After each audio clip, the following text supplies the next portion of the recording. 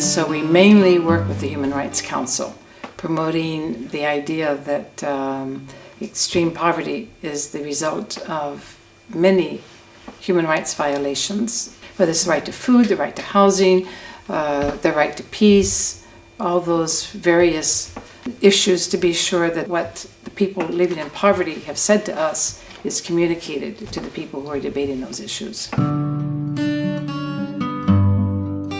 Over and over again, what we see is that people completely overlook the fact that people suffer from discrimination simply because they're poor. Just the fact that they're poor means that they already suffer from terribly negative stereotypes about them and suffer from a lot of discrimination.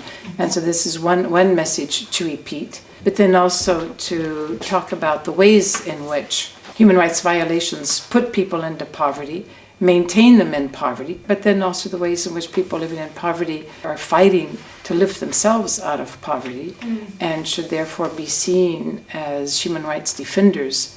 Now that what we call the guiding principles on extreme poverty and human rights have been adopted, which actually say that poverty is the result of human rights violations, my conviction is that gradually then that's going to influence the way that governments develop their strategies to eradicate poverty. In fact, the movement really can be very, very proud of the guiding principles on extreme poverty and human rights, because ATD organized consultations with the experts who were responsible for developing the guiding principles.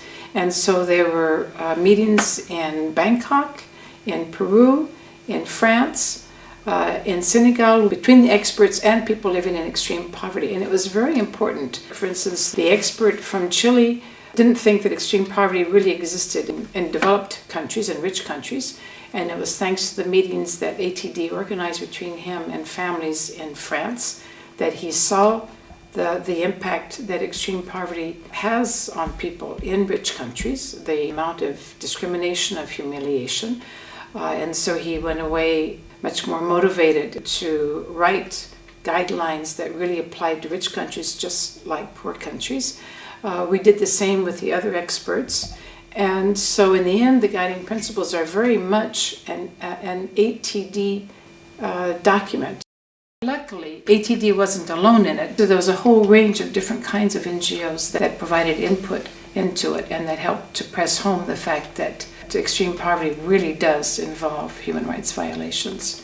And we had the backing of France, because the government of France really did an excellent lobbying job with us to convince the other governments to adopt the guiding principles. So it really was a joint effort by a range of different partners, governments, NGOs, and human rights experts.